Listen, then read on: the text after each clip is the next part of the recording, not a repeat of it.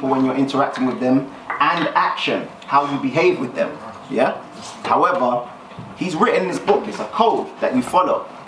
Most people don't follow a code when they're talking to either what he calls racist suspects. Yes? From what I understand, white supremacy is the domination of the planet. How do you equate the recent economic success of China? Is that part of white supremacy, yes or no? Is it white supremacy? Yes, the economic. Well, I'm going to go through a couple more definitions and that will answer it. Because one of his definitions is the white supremacist doesn't do anything unwillfully that doesn't strengthen the system. So whatever we're looking at, even if it looks like it's not a good thing for the white supremacists, they're allowing it to happen or they're making it happen for a reason. Yeah?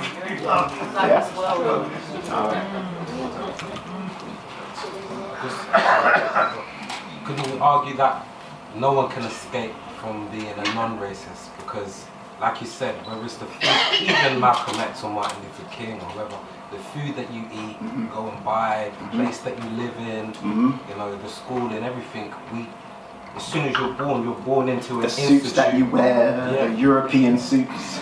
Everything, the institution that you're in, can that be argued that no one escapes from being a non-racist? Exactly, yeah. And especially if you're unintentional, it's just going to make it worse. Yes, brother? I think it's good to argue. You've mentioned Garvey a few times, yeah? I think it's good to argue that he was the greatest counter-racist there was, Marcus Garvey, Messiah Garvey. Yeah. Because they had the White Star shipping line, he had the Black Star. That's what I'm saying, there's very few of them, but there were some counter-racists. Well, they had an army in America, he was Yeah. forming an army, so Yeah. it can be done. Yeah. Whatever you have, we have. That's what counter-racism is all about. Exactly. Okay. But the point here, today, in this day and age, we just fall under one of these two as people. Hardly any of us fall under this, which is unfortunate because, like you say, it can be done. So, how does it work? How does this system work? How do they get away with doing all of this stuff? All right, now, John Henry Clark, he said that it's about control. They control us. Yeah. All you need to do is control the non-racists, because the non-racists perpetuate the system, right? So all you need to do is ensure that you control the non-racist mind. Because again, we are all non-racist. None of us are counter-racist. We're non-racist. That means we perpetuate this system unintentionally. And John Henry Clark said, to control the people, you must first control what they think about themselves and how they regard their history and culture. And when your conqueror makes you ashamed of your culture and your history, he needs no prison walls and no chains to hold you. Yeah? So, in order for this to continue, and it has, we need to be confused about ourselves and confused about where we're from. Confused about ourselves and confused about where we're from. And he talks about they don't need to have prison walls. Now, Neely Fuller, he likes to use analogies as well. He uses the prison analogy. So listen to this. The system of white supremacy, according to all evidence, is a complete system, meaning that it is a world prison. A world prison, and who are the prisoners? The prisoners is everybody on the planet who is classified as and functions as, quote unquote, non-white. Black, brown, red, yellow, tan, beige, anybody who has color in his or her skin. That's the criteria. That's the basic criteria for racism. Now, everybody who is classified as non-white is in the prison of white supremacy. And if you can put in your mind a prison, if you are an inmate of a prison, you are automatically serving the prison system. If you are a prisoner in a prison system, you are automatically, regardless of whether you want to be there or not, you are serving the purposes of the prison system if you are a prisoner in the prison system.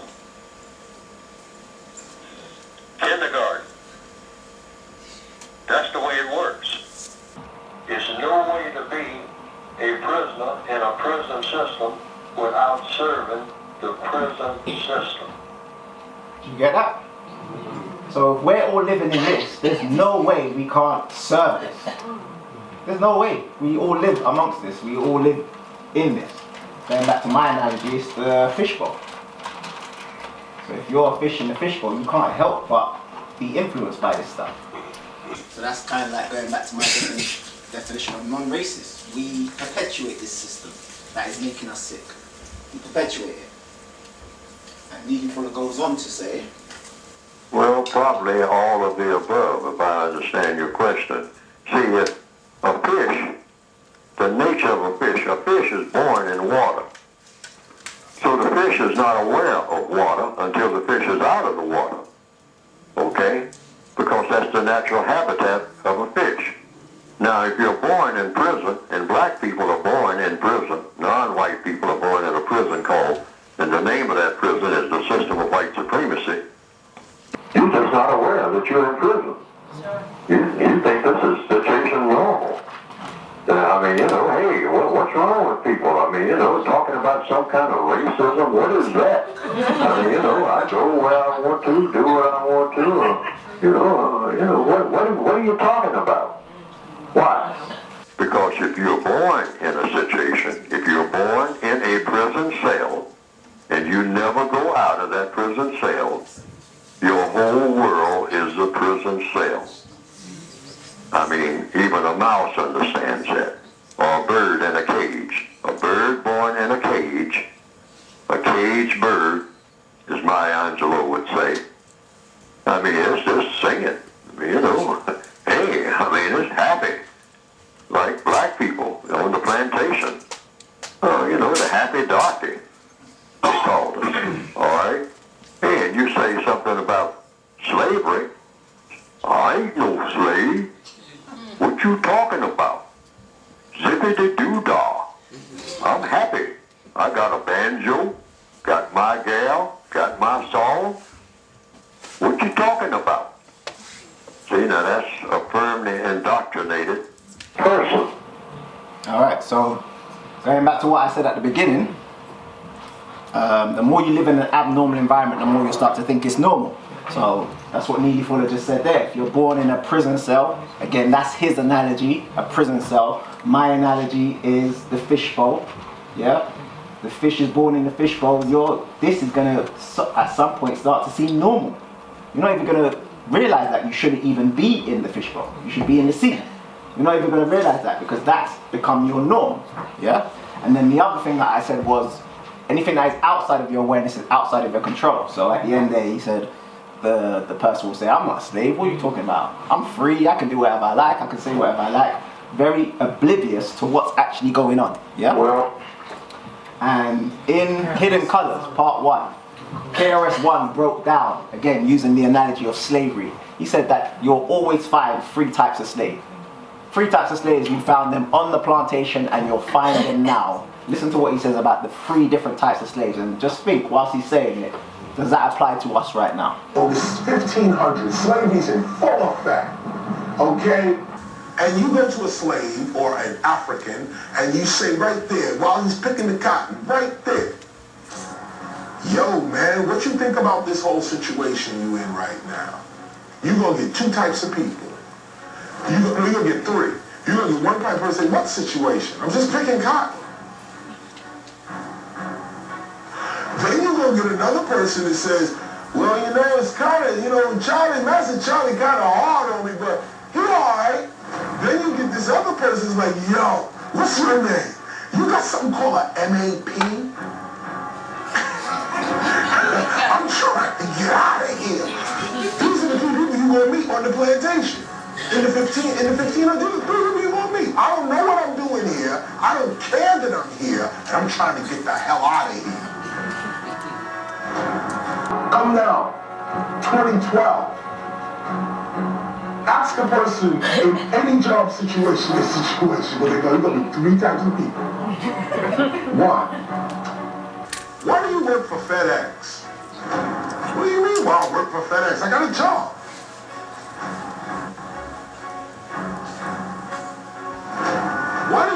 fat ass. Well, you know, it is hard hours, man. It's long. I was driving this truck.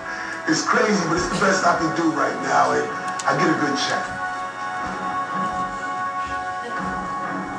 Last person, why do you work in fat ass? I don't work here. I'm really an MC. I'm waiting for my opportunity to record my album. I'm only doing bits right now so I can eat. Yo, really? My name is da-da-da-da-da-da-da. I'm trying to get free. Those are the 3 types. You're going to probably find them today.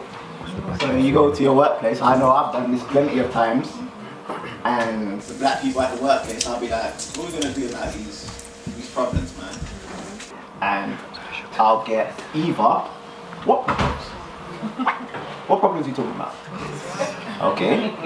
Or I'll get the, it's not that bad though, you know, how much money you're making, you know, you're in a university and all that, you're doing pretty well for yourself, you know. And very rarely do I get the, hey, here's what we gotta do, you know. Very rarely do we get that. Because most of us are unaware of this stuff. Yeah?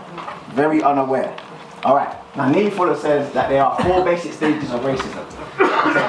Establishment, maintenance, expansion, and refinement. So first you need to establish it, just like a business. You have to establish it first. Then you go through a maintenance stage. Then you're trying to expand it, you know, get some more franchises. And then you go into refinement. Yeah? So what stage do you reckon we're at right now?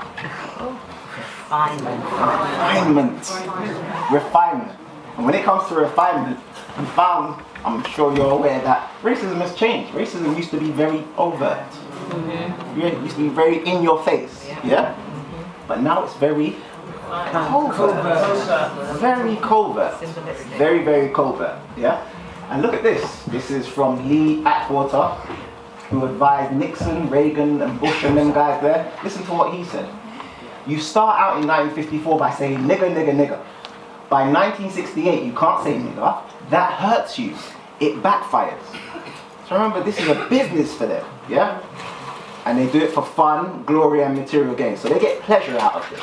But they understand, with any business, anytime something doesn't work, you have to change it, yeah? So they started off being very overt, nigger, nigger, nigger, yeah? But then it started to backfire. So you say stuff like force busting, states' rights, and all that other stuff, and you're getting so abstract. Now you're talking about cutting taxes, and all these things you're talking about are totally economic things, and a byproduct of them is blacks get hurt the worst. So in other words, they're starting to refine it and saying, okay, we can't use that word, let's use this word. We can't do this with them, let's do this with them.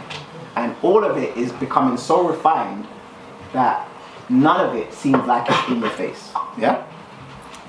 It becomes so refined, so indirect, so seamless that you'd hardly notice it.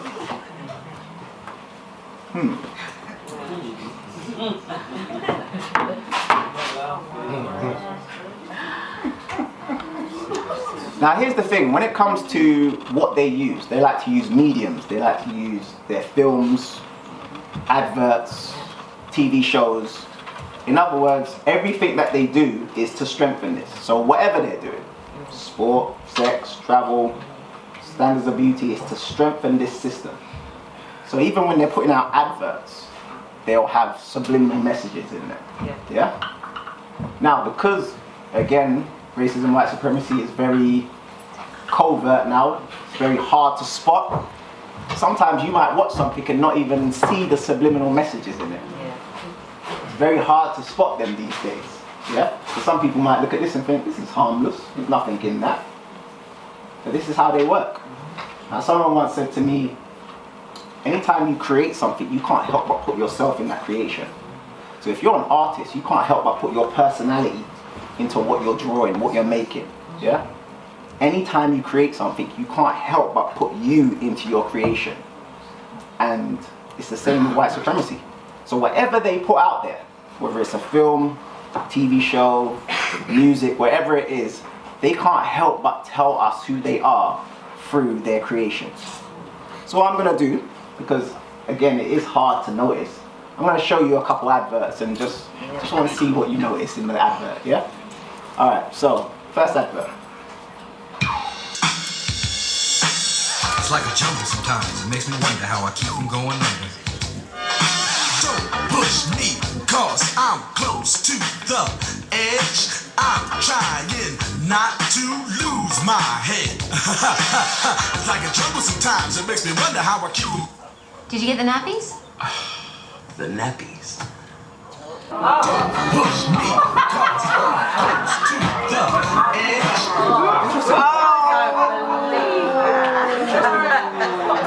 Now, some people are like, oh my gosh. Other people are like, what? I don't get it. We're gonna go back to that one. Wow. We'll go back to that one. Wow. Okay. Alright. That one might be a little bit obvious. Alright. What about this one? What about this one? We all love our little voices, and the thought of not being there to protect them is scary. But with life insurance from Legal & General, should the worst happen, a cash sum could pay towards your mortgage or childcare costs. From just £6 a month, you can protect your little monsters today.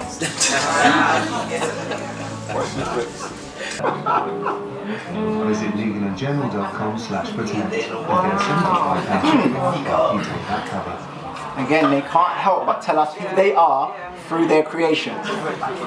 Who saw this one?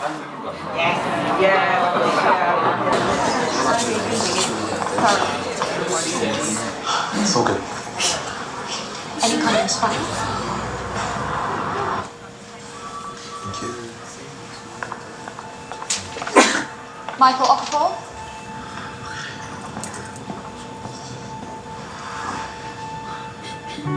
Ah.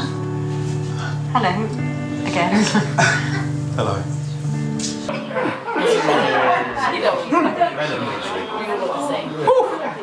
So many siblings. So many things from that. Wow. Interesting. But again, everything they do is to strengthen. Yeah? So what's strengthening? How do they strengthen this system? They use confusion. Art of confusion, deception, deceit, lies, all of that sort of stuff. And again, a lot of this stuff is coming from Neely Fuller, this code system concept. Listen to what he says with regards to confusion. Just look at the newspapers, they're all like that. Oh, you say that, the white supremacists are for this and against that, and, they're for and against everything. Simultaneously. They play all sides of every argument. All sides. Oh, yeah, and this causes what? Confusion. Now you're talking. That's the key word to always look for when you're dealing with a white supremacist. They are masters of what? Confusion. Why? Because they have found out, logically, by studying the entire universe, that when you can confuse any organism, you can master that organism. You're the master. So they move among people all the time, and they master people of color based on what? Confusion. This is why the people who are called red people or Indians or Native Americans or different names that the white supremacists give them and that they give themselves. But among them, there's an old saying, speak with forked tongue. Say one thing, do another. Very strange people, these white supremacists. Say one thing, do another. What does that cause? Confusion. And everybody that they have conquered, and they have conquered everybody of color, they have done it through the science, the art, the whatever you want to call it, of mastering the way to confuse people. They'll dazzle you with footwork. They'll dazzle you with magic words of all types. Alright, so just wrote down here what I said at the beginning. So confusion will always lead to conflict, conflict leads to pain. If you're confused about something, there's going to either be internal and or external conflict, which will lead to pain. And according to Freud, Sigmund Freud, we try to avoid pain. So we're always going to try and avoid pain and seek pleasure. And pleasure is clarity, having clarity, total clarity on a situation, which, if we're being very honest, none of us do have, when it comes to white supremacy, none of us have total clarity on this, because who are the experts? White supremacists are the experts. That means none of us have total clarity on this. So all of us are confused, yeah?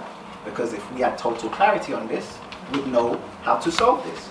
But this has been going on for a very long time and no one has solved this issue. So Neely Fuller is not an expert. Malcolm X is not an expert. I am not an expert. We are all confused. And that confusion will lead to conflict, and conflict will lead to pain. And pain doesn't have to always be physical. It can be mental, spiritual, emotional, psychological, all that sort of stuff. And with that being said, some people say they don't like the word supreme. Neely Fuller addresses that in the book as well. He says, what's your definition of supreme? What would be your definition? Well, doing what you like, doing, saying, behaving, moving wherever you want to. Some would argue that's a supreme person that can get away with doing anything. Well, according to that definition, that is supreme. Now some people say, oh, you give them power. You give them power if you call them supreme.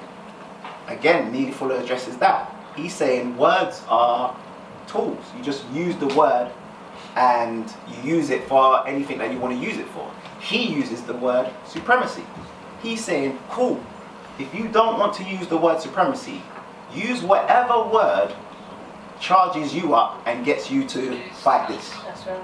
Because if you say that, I don't want to use supreme, well then what word do you want to use that's going to make you say, hey, what am I going to do about this? Use that word then, whatever that word is. Because some people will say white inferiority. If that's the word, then let's go. Here, this still exists. So whatever word we use for this, it still exists. So to be fair, it's not the word that's the problem. It's what we're doing about this. That's the problem. Yeah? All right. So confusion. Confusion leads to conflict, conflict leads to pain. Now I say the easiest way to confuse someone is to make them think the opposite is true. That's the easiest way. So make them think up is down, left is right, and right is wrong. Once they have the opposite as their basis of truth, everything else will only confuse them. Yes. In the election, everything was Exactly. basically lies, Opposite. like truth. There you go. So make them think the opposite is true. And like John Henrik Clarke said, he said, in order to confuse you, you have to be confused about two things: who you are and where you're from. So you have to be confused every time you look in the mirror. You have to be confused, yeah. And every time you try and search your culture, your history, you got to be confused about that. So let's start with what you see in the mirror. When we look in the mirror, what do we see? Well, a beautiful black woman. Okay, so you're referring to your melanin there. So skin. Now when it comes to this, in order for this to continue, you have to be confused when it comes to skin. You have to be, because that's what you see when you look in the mirror. You have to be confused about who you are. So let me just give you a little bit of biological lesson with regards to skin. Yeah? This is human development. So from the zygote all the way to the baby. Now when you start off here, they call that a single layer organism. Now for it to go from a single layer organism to a multi-layer organism, it has to go through what they call gastrulation. From going from a single layer organism to a multi-layer organism in the embryo. Gastrulation. When it goes to a multi-layered organism, it goes from being a zygote to being what they call a gastrula. And the gastrula gets split up into 3 derms: ectoderm, mesoderm, and endoderm. Remember, we're not even a human being yet. We're here. We're not here, we're here. Yeah? And it gets split up into ectoderm, mesoderm, and endoderm. Now what's important about these 3 layers of dermis?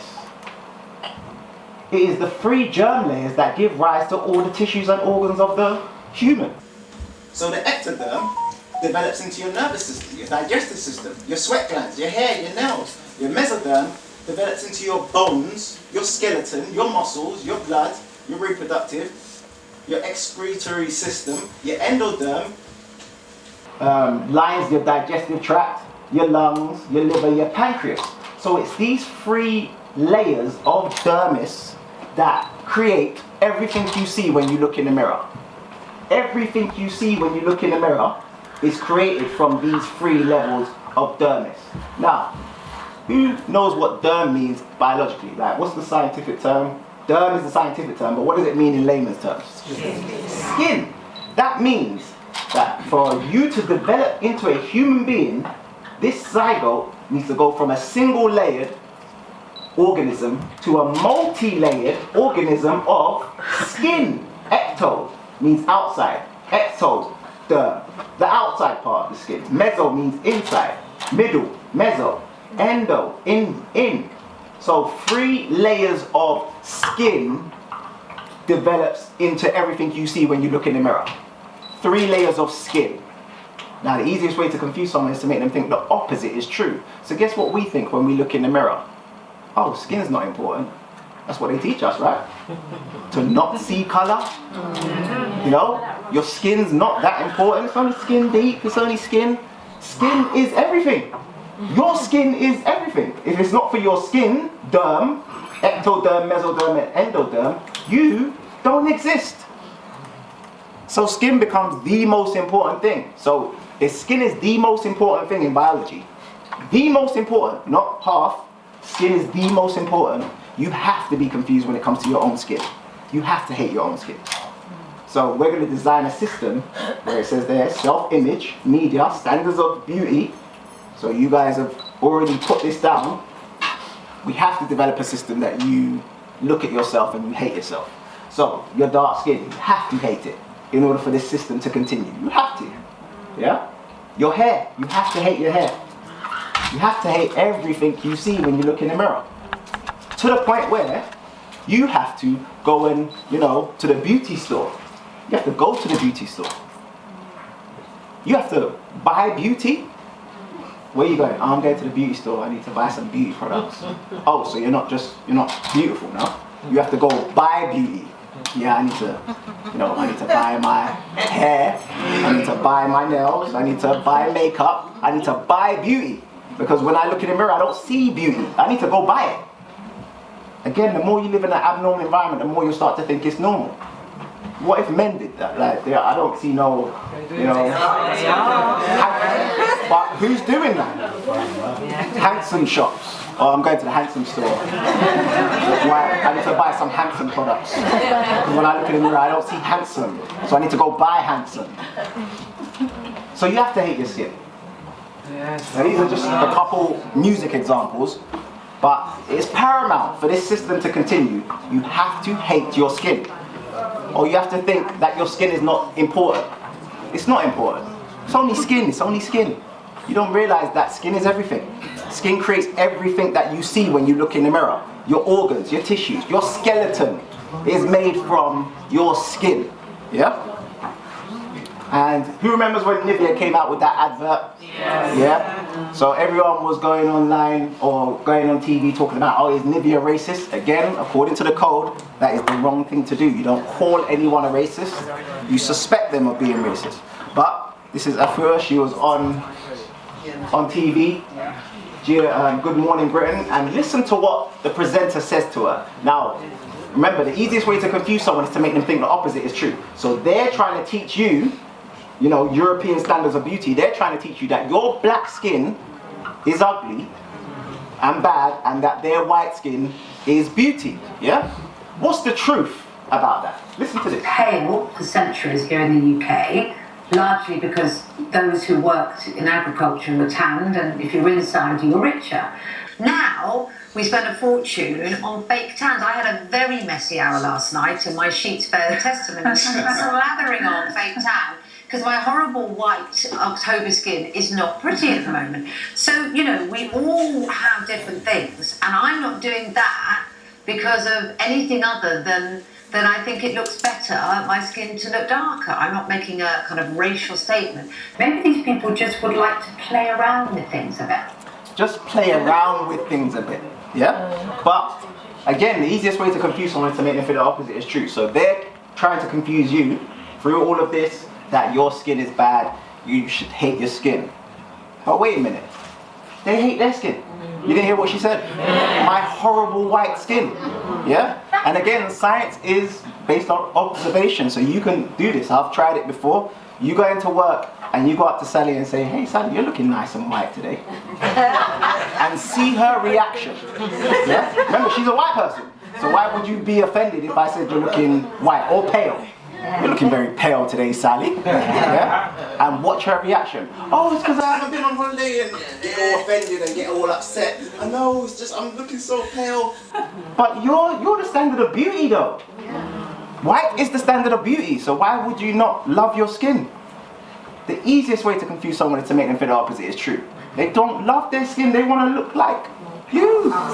They want melanin, that's the reason why they go on holiday and tan and all that sort of stuff. If you was to say to a white person, your skin looks very white, which is the color of their skin, why would you be offended by that? Yes, brother. So, the truth is they don't really check for their own skin. Yeah? And what's crazy is it teaches us to hate our skin. So if I was to say to a dark-skinned woman, you're looking very dark today, that might offend her. But that's your skin, you're a dark-skinned woman. But if I was to say to a white woman, you're looking very pale today, that would offend you as well. So we're all confused about this stuff. Would you say that the white supremacists love the white skin? I was gonna say, yeah. Because there's two different types, isn't there? There's the non-racist and then there's... The white supremacists, they're more into blood. Okay. They're more into what? Blood. Blood. Oh, yeah. As opposed to skin. Yeah. So, And they got fetishes for black women as well. there you go, and they've got fetishes. You know why? Because they study us. We don't study us. They study melanin. They study our biology. So they understand how important melanin is. They understand how important melanin is to the universe. Not just to us as black people, to the universe. They study it. We don't study it. Yes, brother? Every race on the planet thinks of genetic survival apart from the black race. We're the only race that hasn't set ourselves up scientifically to preserve our genes on the planet. There you go, that's what they do. They're more about genetics, more about blood. But like the sis said, they have fetishes. So they look at black people and they admire their skin, even though we don't admire our own skin. But they admire our skin. And sometimes, again, when you listen to them, sometimes they can't help but reveal who they are. Sometimes the truth comes out. You are. Yeah. You look amazing. You look about 21. Love you, Holly. Wow. Thank you. I want to be black.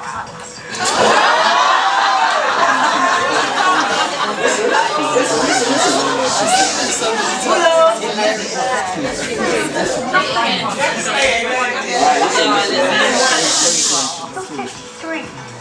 And you look amazing. You look about 21. Love you, Listen to the end. Wow.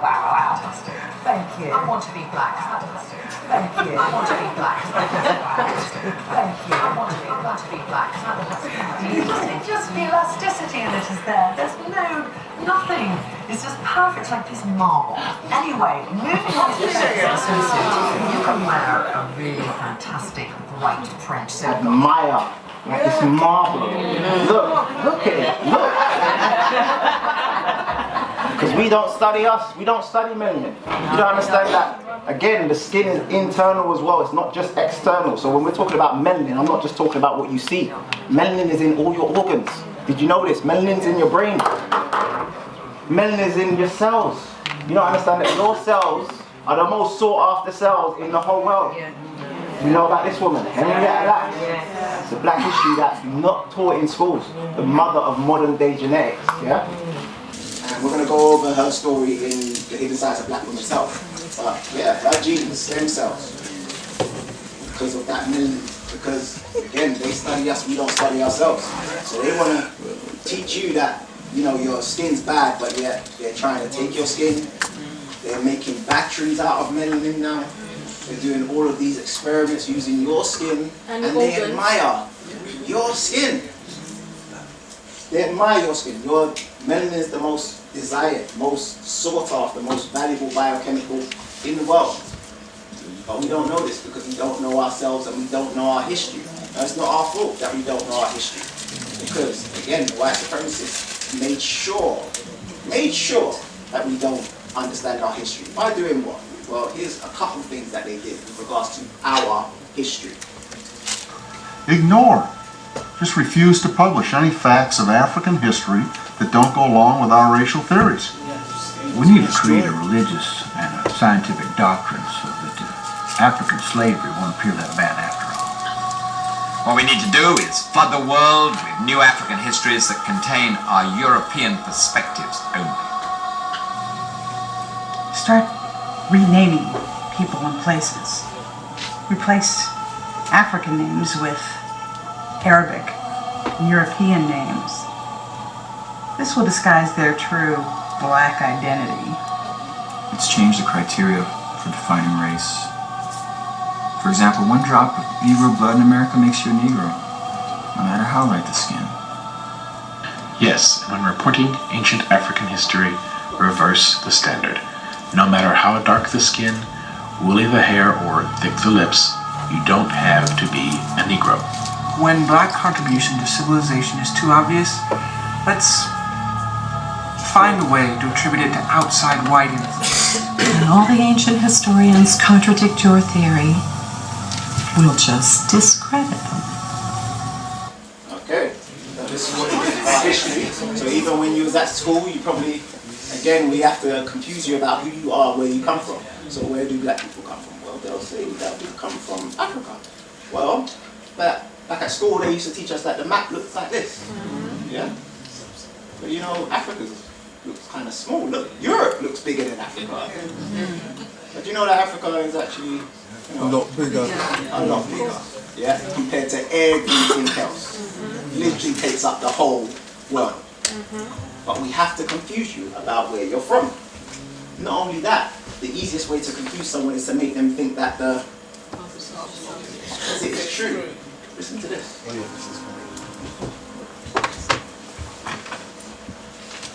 Hi, I'm sorry. Oh.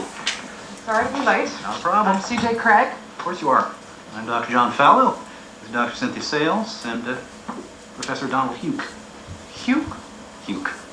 Okay, and you are the Organization of Cartographers for Social Equality. Well, we're from the OCSE. We have many members. How many? 4,300 dues-paying members. What are the dues? $20 a year for the newsletter. Let's start. Wait, I want to see this. This is Josh Lyman. Indeed you are. Josh, this is Dr. Fallow, and Hi. who's Mary Men. Yes. Shall we begin? Yes.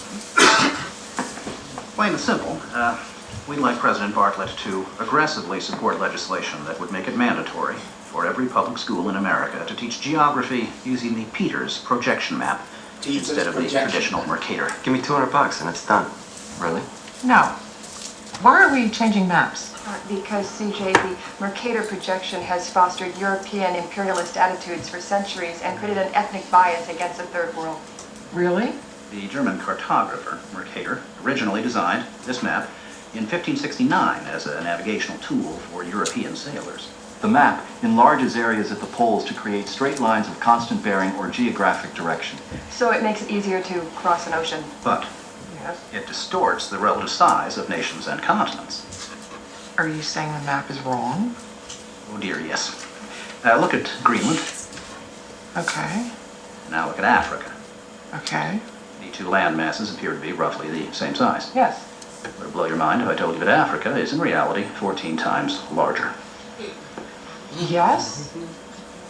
Here we have Europe drawn considerably larger than South America. When it's 6.9 million square miles, South America is almost double the size of Europe's 3.8 million. Alaska appears 3 times as large as Mexico, when Mexico is larger by 0.1 million square miles. Germany appears in the middle of the map when it's in the northernmost quarter of the Earth. Wait. Relative size is one thing, but you're telling me that Germany isn't where we think it is? Nothing's where you think it is. Where is it? I'm glad you asked. The Peters projection. It has fidelity of axis. Fidelity of position. East-west lines are parallel and intersect north-south axes at right angles. What the hell is that? It's where you've been living this whole time. Should we continue? Uh-huh.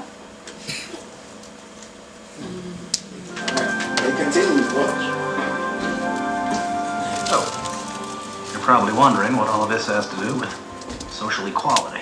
No, I'm wondering where France really is. Guys, we want to thank you very much for coming in. Hang on, we're gonna finish this. What do maps have to do with social equality, you ask? She asked. Salvatore Natoli of the National Council for Social Studies argues, in our society we unconsciously equate size with importance and even power.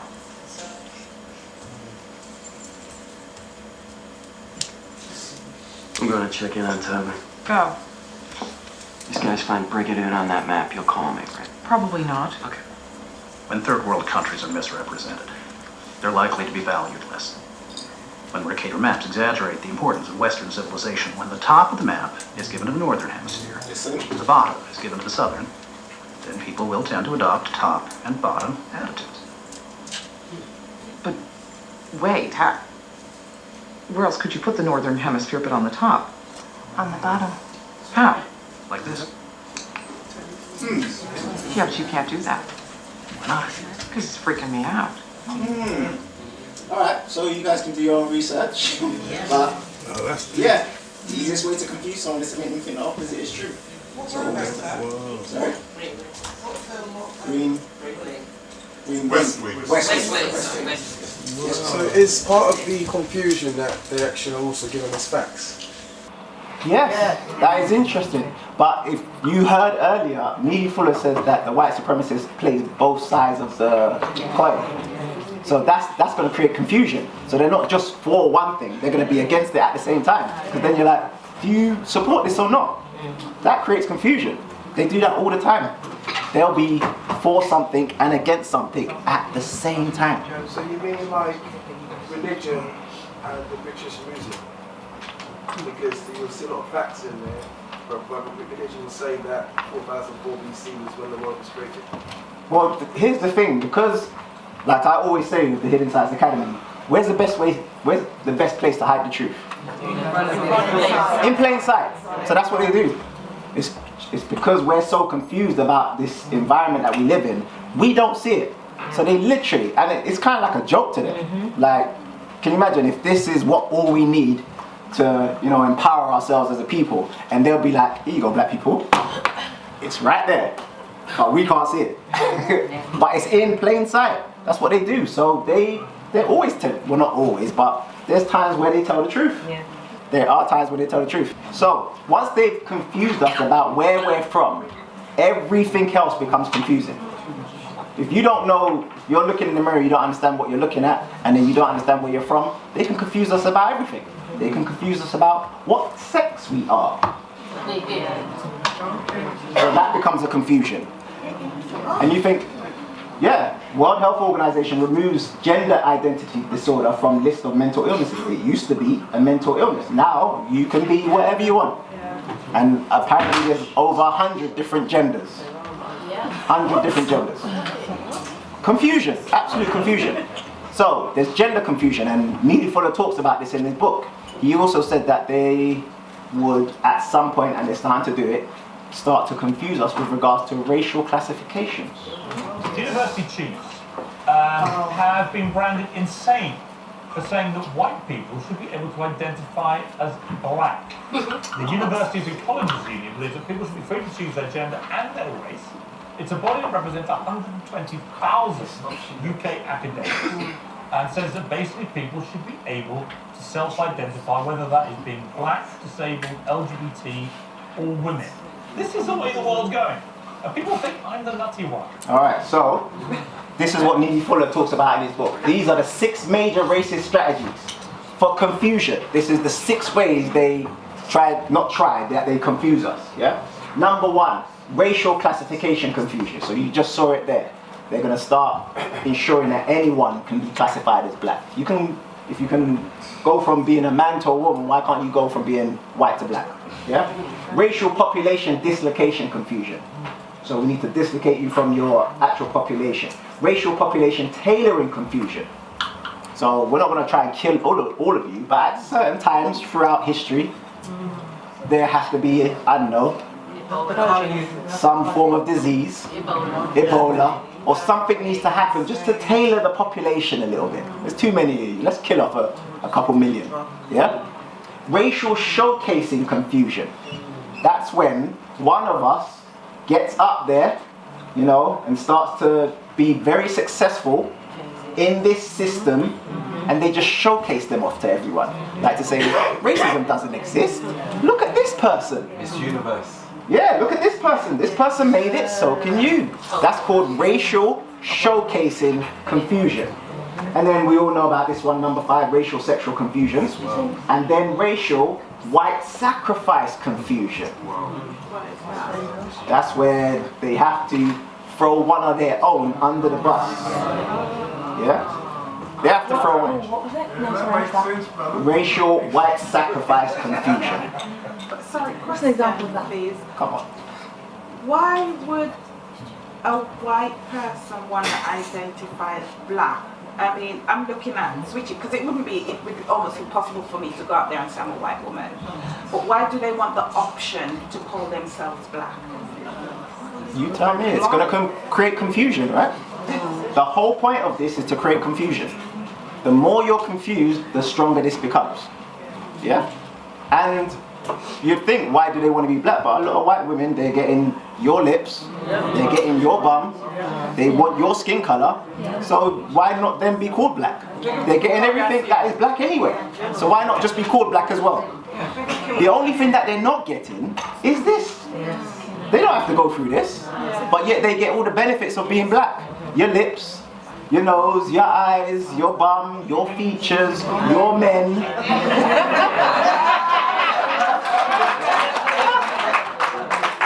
So how do they do all of this confusion? What do they use? Their main weapon of confusion is I am Fox San Antonio's Jessica Headley. And I'm Ryan Wolf. Our greatest responsibility is to serve our Treasure Valley communities, the El Paso, Las Cruces communities, Eastern Iowa communities, Mid-Michigan communities. We are extremely proud of the quality, balanced journalism that CBS 4 News produces. But we are concerned about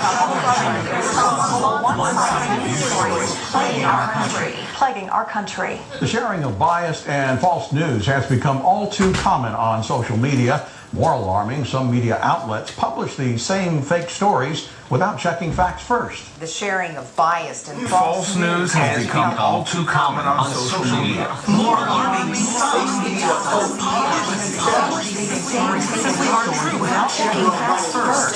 Unfortunately, some members of the media use their platforms to push their own personal bias and agenda to control exactly what people think. And this is extremely dangerous to our democracy. This is extremely dangerous to our democracy. This is extremely dangerous to our democracy. This is extremely dangerous to our democracy. This is extremely dangerous to our democracy. This is extremely dangerous to our democracy.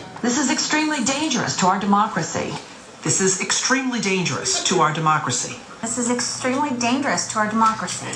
This is extremely dangerous to our democracy. This is extremely dangerous to our democracy. This is extremely dangerous to our democracy. This is extremely dangerous to our democracy. This is extremely dangerous to our democracy. This is extremely dangerous to our democracy. This is extremely dangerous to our democracy. See that? They follow a code. They're always on code. We don't have a code. Now, Neely Fuller has written a code, but we're not following it. So we're all over the place. When they talk to us, they are always on code. So every time we interact with social media or TV or whatever, they're working on us. Like this professor said. Fact you need to know. Every time you sit in front of the television, somebody's working on you. Someone is working to change you from a black person who knows who they are and want to be themselves to something that wants to be anything other than what it is. When you take the New York Times to read, you think you're getting information. You are reading approved truth. Truth approved for general consumption. That's what you're getting. Alright, so we're going to end on this one before a break. So, confusion leads to conflict, conflict leads to pain, clarity leads to harmony, and harmony leads to pleasure. Now, Neely Fuller says that they use two ways to confuse us or to ensure that this system continues. He calls it indirect violence and direct violence. The white supremacists have two basic weapons.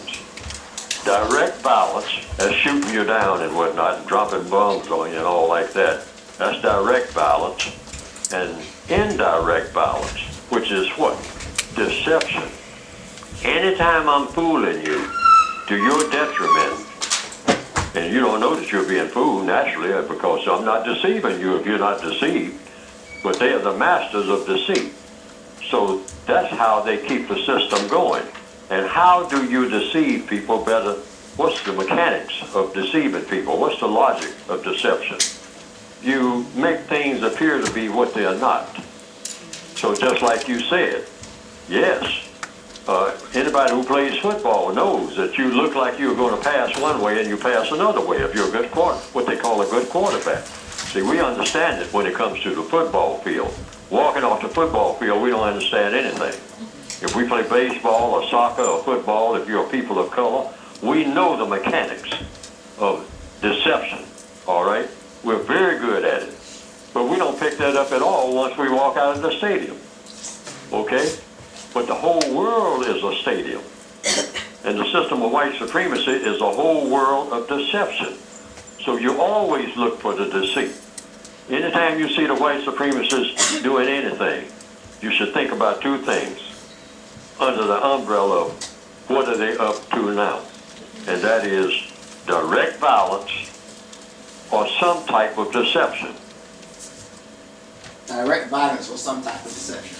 Now, I've taken it a step further because I believe that confusion leads to conflict and conflict leads to pain.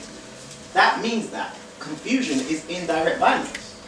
Because if confusion is going to lead to you being in some type of pain, if someone's trying to confuse you, that's a form of indirect violence. A form of indirect violence is confusion. So confusion becomes very deadly. And according to Neely Fuller, racist man and racist woman always use deceit, which is indirect violence, direct violence, or the threat of direct violence to accomplish their ultimate objective of establishing, maintaining, expanding, and or refining the practice of racism, which is white supremacy. Lastly, racist man and racist woman do not at any time willfully and deliberately do or say anything without the intention of establishing, maintaining, expanding, and or refining the practice of racism in all areas of activity. So even when we don't know why they're doing something, why are they allowing China to rise, or why are they doing this with racial confusion, regardless of why we know, they don't do anything at any time willfully and deliberately, do or say anything without the intention of strengthening this. So whatever they're doing, their intention is to strengthen this. Yeah? Alright, now on that note, we're going to take a break.